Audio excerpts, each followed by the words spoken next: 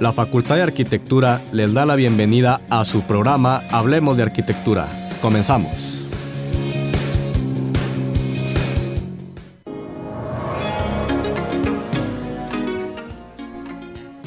Buenas tardes, tengan todos ustedes, bienvenidos a este programa Hablemos de Arquitectura.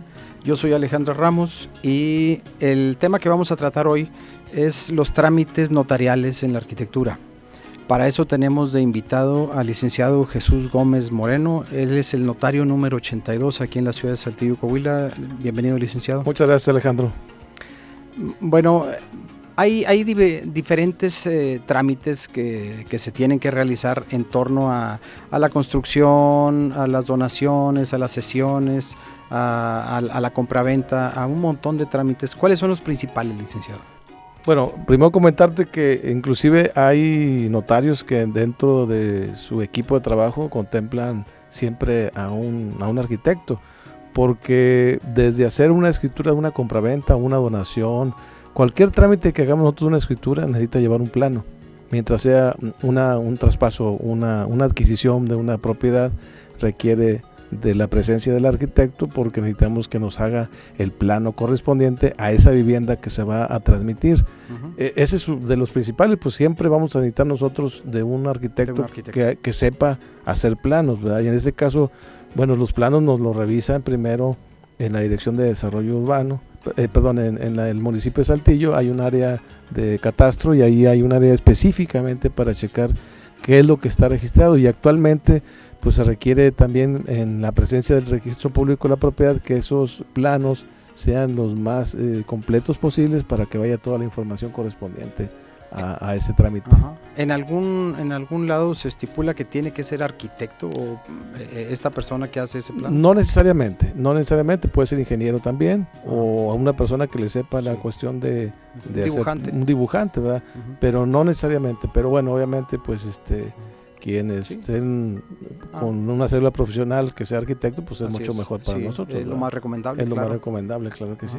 ¿Qué otros trámites son necesarios en esta materia? Pues lo que hacen mucho los arquitectos son los trámites ante desarrollo urbano, lo que es usos de suelo, lo que son fusiones, lo que son subdivisiones.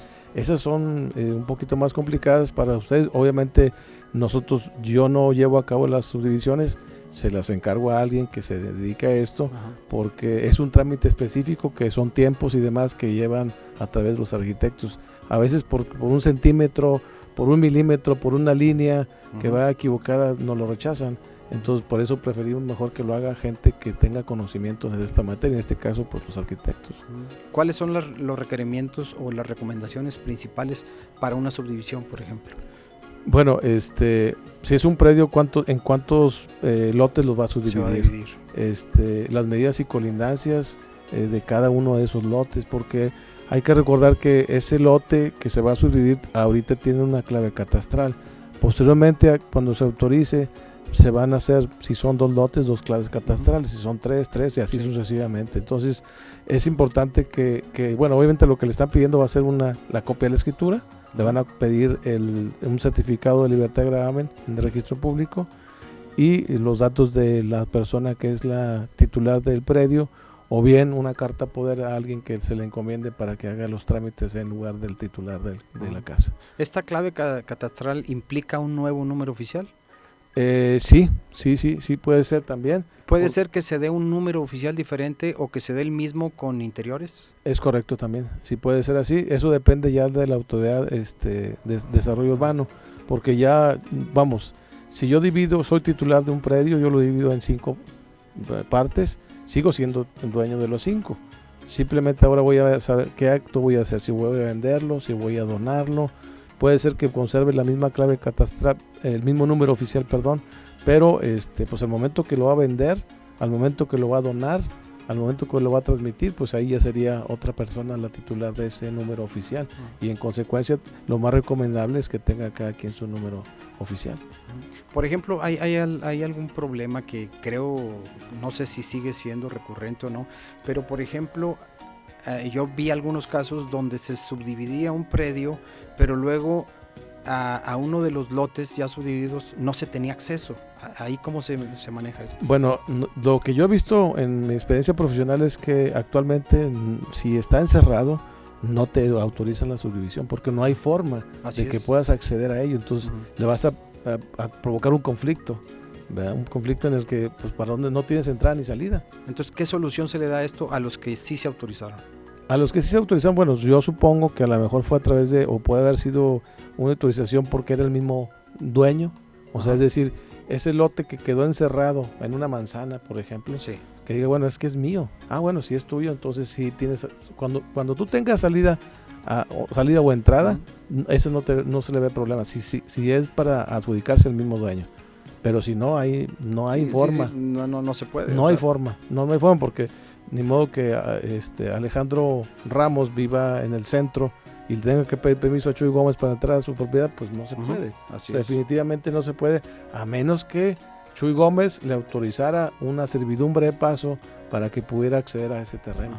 De otra forma, no se va a poder. Pero el día que Chuy Gómez venda, el nuevo dueño va a decir, ya no lo autorizo. Es correcto. Sí, pues va a estar perdiendo parte de su propiedad, ¿verdad? Al momento de autorizar un pasillo de servidumbre, bueno, pues ahí va a perder esa propiedad, ¿verdad? ¿Qué tanto se va modificando la ley para evitar estos problemas? ¿Sí ha habido muchos cambios? Sí, yo creo que sí, y no solamente las leyes, sino también los procedimientos administrativos que lleva cada una de las unidades, en este caso, por ejemplo, catastro municipal, catastro del estado, llevan un mejor control, porque creemos que pues se van mejorando las cosas. Anteriormente no pedían tantos requisitos para hacer una escritura, hoy solicitan ser lo más específico posible en cada uno de los trámites. Si tiene lote y manzana, pero si además tiene el número oficial, y anteriormente llamaba, por ejemplo, es la carretera a México, hoy es anteriormente carretera a México, hoy Boulevard Fundadores, por ejemplo. Todo eso se tiene que cambiar para que sea la información más completa posible, para que en la próxima ocasión que haga otra escritura no batallen tanto y no tenga tantos problemas, porque actualmente tenemos que hacerle así. En la escritura antecedente, efectivamente, evitar confusión. Viene un antecedente con una calle distinta, pero ahorita ya se llama de otra forma. Entonces hay que decir cómo se llamaba antes y cómo se llama ahora. Si antes no tenía, era lote y manzana, y ahora tiene un número oficial, tenemos que hacerlo. Si antes era un terreno y ahora tiene una construcción encima, también tenemos que decirlo, para abarcar que se proteja esa propiedad que ya se construyó, una casa, un terreno, en un terreno se construyó una bodega, no sé lo que hay, la construcción que esté encima de ese terreno. ¿Cuáles son los elementos básicos de una escritura? Bueno, primero, ¿quiénes son las partes que intervienen? El inmueble, obviamente. Este inmueble tiene que tener un título de antecedente, que es la escritura, que esté inscrita en el registro público de la propiedad, porque en ocasiones pues hay gente que no esté grabada también, porque necesitamos tener un certificado libre de gravamen para saber si la propiedad se encuentra o no grabada. Por ejemplo, ahorita tengo una propiedad que no tramitaron con otro notario, yo soy notario sustituto de él, y fue hace 20 años, y no la tramitaron, y ahorita al momento de checar el certificado resulta que tiene 2 embargos. Entonces es algo complicado, porque la recomendación también aquí es: si compran, escritura. Si compran terreno y construyen, saquen su licencia de construcción. Eso es otra también importante, cosa muy importante, porque hay gente que compró en fraccionamientos privados, puro terreno, construyeron y no han hecho la escritura, ni siquiera la escritura del terreno. Por lo tanto, ya se metió una complicación ahí, porque el costo del terreno, por decirlo así, eran 600,000 pesos, y ahorita la casa que tienen construida arriba vale 3 millones de pesos. Si no pidieron licencia de construcción, que es una cosa importante que hacen ustedes los arquitectos, pues yo creo que ahí, al momento de pagar la escritura, si el valor catastral ahorita con toda y construcción está arriba de 2 millones de pesos, pues la autoridad catastral le va a cobrar sobre los 2 millones de pesos, no sobre el terreno que corre 600,000 pesos. Entonces es una cosa importante que sí tengan en cuenta, que al momento de construir hagan su licencia de construcción, porque si no lo tienen le van a cobrar con el valor de la construcción encima. Ya completo. Entonces sí es importante eso. Es otra cosa que también vemos muy recurrente ahí con los arquitectos. Siempre les pedimos a los clientes que tengan su licencia de construcción. Si no la tienen, pues no sé si hay forma de regularizar. Creo que hay una forma ustedes deben saber más los arquitectos, de que si no tengo la licencia, pero si la puedo sacar ahorita aunque me cobren multa, no sé. Sí, es multa. Bueno, pues pero hagan la licencia. ¿Por qué? Pues de otra forma les van a cobrar en el municipio como si fuera como si el terreno valiera, como si les hubiera vendido una casa, no un terreno. Así es. Porque el terreno, la casa la construyeron ustedes, el dueño con sus propios recursos, ¿no? Ajá. ¿Qué modificaciones esenciales ha habido en esta materia? Porque, por ejemplo, hubo un boom de constructores hace 20 años que compraban terrenos, construían casas, las vendían, pero no se pagaban absolutamente cero impuestos por ello. Ahorita ha cambiado. ¿Qué es lo que ha cambiado? Mira, bueno, recientemente del 14 para acá entra una ley, voy a decir un nombre más corto. El nombre de la ley que se conoce es la ley de lavado de dinero. Con esta ley de lavado de dinero ha habido muchos candados, en el sentido de que pues tiene que ver de dónde viene el recurso. El notario público tiene que consignar en su escritura de dónde sale el dinero, de qué cuenta y de qué cuenta se recibe. Además de que también ha habido candados y procedimientos en registro público de la propiedad que a nosotros nos piden forzosamente que hagamos las declaraciones de los impuestos, tanto municipales como los impuestos federales. Si no reúnen esos requisitos, las escrituras, no le puedo dar entrada. No me la admiten en registro público. O sea, ese es el candado. Es el candado. Y dentro de la escritura, en ese caso, por ejemplo, si estamos hablando de una persona moral, pues esa persona moral nos releva a nosotros de la obligación de retener impuestos, porque es una persona moral que ellos se encargarán de hacer sus impuestos. Y ya Hacienda tendrá que hacer una verificación pues, de esas casas que vendieron o de los terrenos que vendieron por las ganancias que obtuvieron.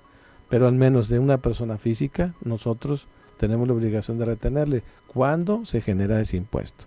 Una recomendación importante aquí también es porque muchos de los compañeros arquitectos se dedican a vender casas, o sea, a construirlas y a venderlas. Sí. Es que cuando vayan a vender una casa, que sea de una persona en particular, si yo puedo vender mi casa habitación, tengo que demostrar nada más ante el notario público que es mi casa habitación. ¿Cómo acredito que mi credencial de lector coincida con el domicilio de la casa? Si no coincide, bueno, que los recibos de pago por la prestación de los servicios de energía eléctrica o telefonía fija estén a mi nombre. Si tampoco están, estados de cuenta de bancos o de casas comerciales. Si ya ninguna de esas, entonces va a tener que pagar el impuesto sobre la renta. Sí. De casa a habitación, para poder exentar el impuesto sobre la renta. Yo puedo vender mi casa siempre y cuando declare bajo potestad y verdad ante el notario público que no he vendido una casa en 3 años y que además que es mi casa y lo compruebo con los documentos que les acabo de mencionar. Si es terreno, ahí no hay para dónde hacerse. Tendrán que pagar el impuesto sobre la renta. Forzosamente el impuesto sobre la renta. ¿No eran 5 años? ¿Lo subieron, lo bajaron? No, lo bajaron, era 5 años, sí, efectivamente, pero tiene 3 años que bajaron a 3 años. A 3 años, sí. O sea que yo pudiera vender una casa cada 3 años. Es correcto. Por ejemplo. Ya no me gustó mi casa, la quiero vender, declaro bajo potestad, es verdad que no he vendido una en 3 años y además compruebo que tengo aquí mis servicios. Comprobar de alguna forma. Comprobar. Sí. Y con eso no pagues impuesto sobre la renta. Pero pago impuestos sobre el terreno donde está la casa.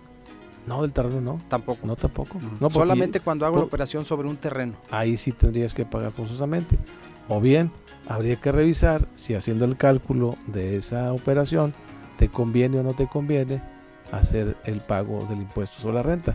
Me refiero a esto porque a lo mejor ahorita vas a pagar 5,000 pesos de un impuesto, pero al rato vas a vender otra casa y va a ser más impuesto, pues prefiero exentar aquella. Ajá, sí. Mejor le doy la oportunidad de pago ahorita la de menor cantidad. La menor cantidad y después dejo verles para que pueda exentar la otra de mayor cantidad, ¿verdad? Recomendación, cuando hagan su escritura, cambien los servicios a su nombre, páguenlos y guarden un recibo por año, uno nada más de cada. Sí, no tengan los 12. No, nomás guarden uno. No tiene caso que tengan los 12 recibos. Y los son 3 años. Sí. Bueno, entonces, ahora, cuando se paga impuesto, o sea, yo compro un terreno, construyo una casa y la voy a vender, ¿qué impuesto pago? Tú vas a pagar, el vendedor, el impuesto sobre la renta por enajenación. Tú compraste un terreno y le pusiste una casa encima. La casa te costó. Sí. Digo, el construirla te costó. tienes que hacer tus facturas a tu nombre. Todo lo que los materiales, mano de obra, seguro. todo eso te cuenta a ti para decir, bueno, espérame, yo le invertí todo esto. Uh-huh. Entonces, por decir, el terreno costó 500. Yo le meto 500 a la casa, pero la vendo en $1 millón y medio.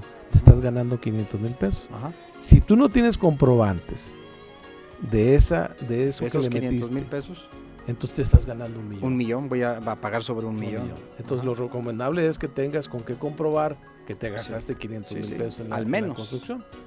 Al menos, sí. Entonces la otra es que también se puede hacer un avalúo diferido, ¿verdad?, de esa construcción que estás metiendo y de lo que te costó el terreno, para decir que sí te costó algo y tienes $1 millón de pesos invertido ahí entre terreno y construcción y que lo único que te estás ganando son los 500,000 pesos. Sí.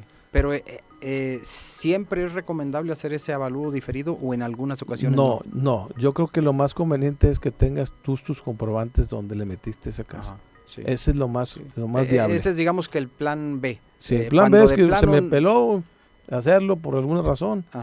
No es común hacerlo. Es como dijiste, es algo emergente. Pero si no, de otra forma, si no tienes nada, porque el avalúo también, un avalúo diferido cuesta. Sí. Y bueno, a veces también te piden ciertos requisitos, que sea una persona que sea especializada, que sea avalada por la Comisión Nacional de Valores, que es por un banco, es alguien especializado. O sea, entonces sí es más complicado hacerlo. Lo más conveniente es que tengan todas las facturas, todos los comprobantes. Bueno, volviendo al ejemplo en el que compré el terreno en 500 y la construcción me costó 500 y yo me gano 500. Sobre esos 500 que me estoy ganando, ¿cuánto pago de impuesto? Bueno, hay que calcularlo. No hay un 20, no hay un 30, no hay, dependiendo el cuánto te costó, en cuánto tiempo la construiste, en cuánto tiempo te lo vas a ganar.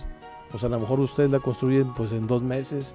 Uh-huh. Y bueno, pues esa es una ganancia que tenemos que calcularla nosotros en base a una tarifa que tenemos ahí, un cálculo. Depende del tiempo. Le metemos los datos de cuánto te costó, en qué fecha y en cuánto lo estás vendiendo. Cuánto estás amortizando, o sea, por las facturas que estás presentando. Todo eso tiene que ver. Uh-huh. Todo eso tiene que ver. Le metemos no es una formulita, digamos. No es una fórmula. Uh-huh. Es un sistema. Es un sistema que tenemos para calcular el impuesto a la renta. Okay.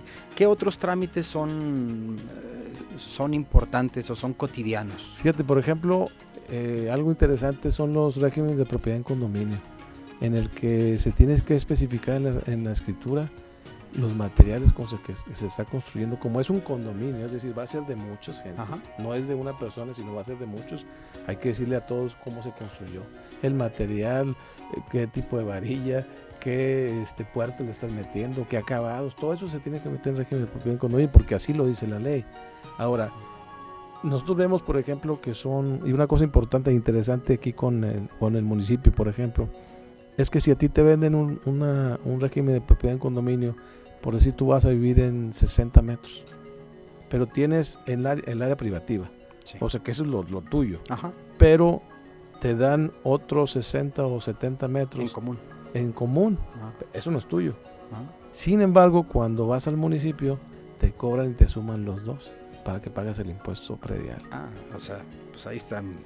Pero bueno, esto es un poco trampa. Te digo porque eso nos damos cuenta al momento de estar tramitando la escritura, porque la escritura de antecedente dice área privativa, tanto, área común, tanto. Entonces el municipio te la suma.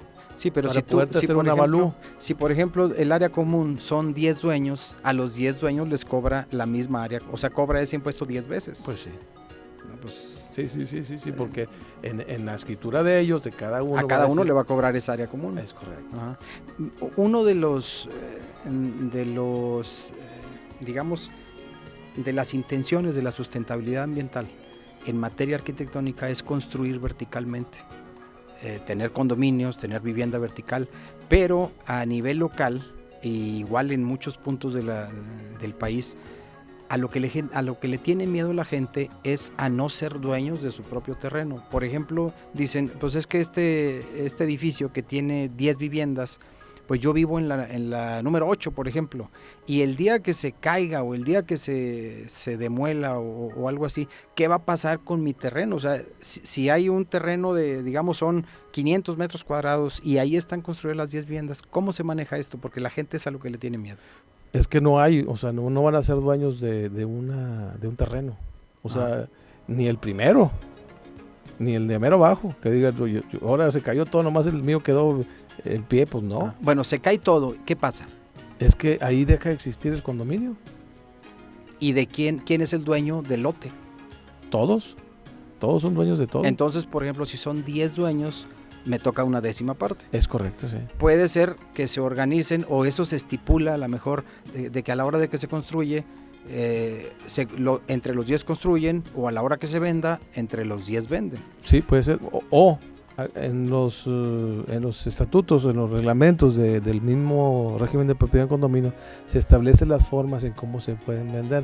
Porque a lo mejor yo, dueño de un condominio, soy dueño de uno solo, y me dice el vecino que lo quiere vender, a lo mejor me conviene.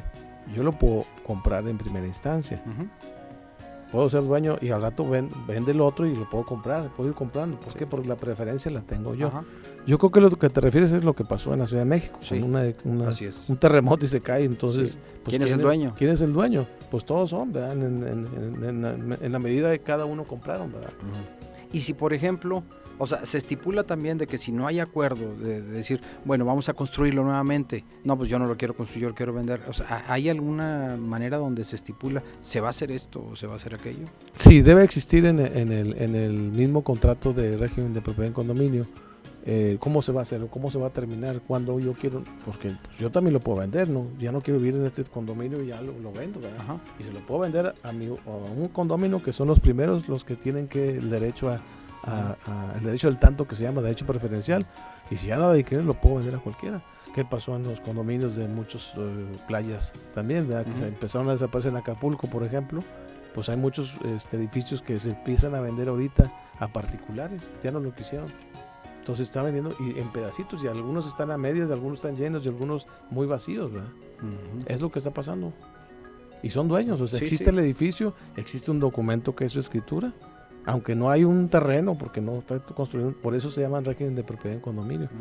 Si son horizontales, por ejemplo, aquí hay horizontales, que es los de Oceanía Bulevares, por ejemplo, y son bien complicados, las medidas son súper complicadísimas. O sea, traen una medida, una colindancia norte, por ejemplo, trae hasta 20 líneas. Entonces, sí, ¿por qué? Porque ahí están metidas las cocheras. Lo que pasó también está en el fraccionamiento Agua Azul. Cómo las cocheras son comunes todos y está muy raro. Es un rompecabezas que está ahí, ¿verdad? Así está, son condominios horizontales. Sí tienen su área privativa, pero también tienen su área común. Y ahí es donde está el problema. Sí, es correcto. Bueno, yo nomás quiero dejar en claro que, digo, porque hay mucha gente que tiene este miedo, que cuando tienes una propiedad en condominio vertical, tan es dueño cualquiera de su parte como de la parte de abajo. O sea, es correcto. No es de que el de abajo sea el dueño del lote y los demás. No. Porque, por ejemplo, cuando hay comercio o algún otro tipo de uso en la parte de abajo y arriba es vivienda, pasa exactamente lo mismo. Exactamente lo mismo. Ahí nada más es la diferencia del tipo de vivienda, vaya. La vivienda es o habitación, o es departamento, o es comercio. Yo creo que eso se especifica. A lo mejor son más caros los de comercio, los que están abajo, ¿verdad? Puede ser que algún vivaz construya comercio en la parte de abajo y venda el condominio de arriba y él sea propietario de la parte de abajo. No creo. No hay forma. No hay forma. Tiene que ser en condominio, aunque él sea el dueño del local que está en la planta baja. Es correcto. Es correcto. Yo creo que aquí, al menos en Saltillo, en Coahuila, creo yo, a lo mejor me equivoco, pero yo he visto condominios en la Bellavista hace muchos años. Sí, en la Herradura. En la Herradura, que son las que he visto. Tremendo problema. Sí, es tremendo problema, porque no estamos preparados todavía. Sí, la ciudad no culturalmente está. No son aceptados. Aparte, teniendo un montón de tierra, de suelo, pues es como que irónico decir, no, pues ¿a qué me voy a arriesgar a una propiedad en condominio pudiendo tener un lote completo? Claro, es para mí correcto. solo. Es correcto. ¿Cuáles son las principales problemáticas que hay en esta materia? A lo que se enfrenta, digamos, un notario a tener que arreglar lo mismo. Pues es las medidas y colindancias principalmente, o sea, necesitan estar bien especificados todos los requisitos que tiene cada una de las propiedades en condominio. En registro público y en municipio la revisan de pe a pa, y quien la revisa precisamente son arquitectos. Uh-huh. Primero pasa un área que se llama ISAI, pero lo que sigue es el departamento de cartografía, y ahí te revisan específicamente todas las medidas y colindancias. Y te digo, son difíciles porque a veces te das cuenta que cómo te cobran el predial. Si tú tienes una área privativa y realmente nomás eres dueño de 60 metros, no eres dueño de 120. Así es. Pero sin embargo así vienen. Y así tienes que ponerlo. Esas casas que se venden después a través de un crédito Infonavit, tenemos que checarlas muy bien. Todos los regímenes de propiedad en condominio siempre tienen alguna peculiaridad de algún problema. Y tenemos que batallar, pero bueno, lo sacamos adelante. Sí, son problemas del diario. Sí. Pues te agradezco mucho, Jesús. Este tema es grandísimo. Espero aceptes venir más adelante. Sí, claro, con todo gusto. A seguir hablando de esto. Digo, ya que son cosas que tenemos que ver desde el punto legal, no solamente constructivo o de compraventas. Entonces, pues más adelante nos pondremos de acuerdo. Te agradezco. ¿Quieres comentar alguna cosa final? No, nada más agradecerte la invitación que haces aquí porque obviamente la relación entre profesionistas, ajá, en este caso los notarios y los arquitectos, es cotidiana para nosotros. Sí, es del diario. Es del diario. Ok. Muchas gracias. Gracias nuevamente, Jesús, licenciado Jesús Gómez, notario número 82, y los invitamos a que sigan escuchándonos, 104.1 FM, Radio Universidad. También nos pueden ver en nuestras páginas de Facebook, Hablemos de Arquitectura y Difusión FARC. Hasta luego y que pasen buena tarde.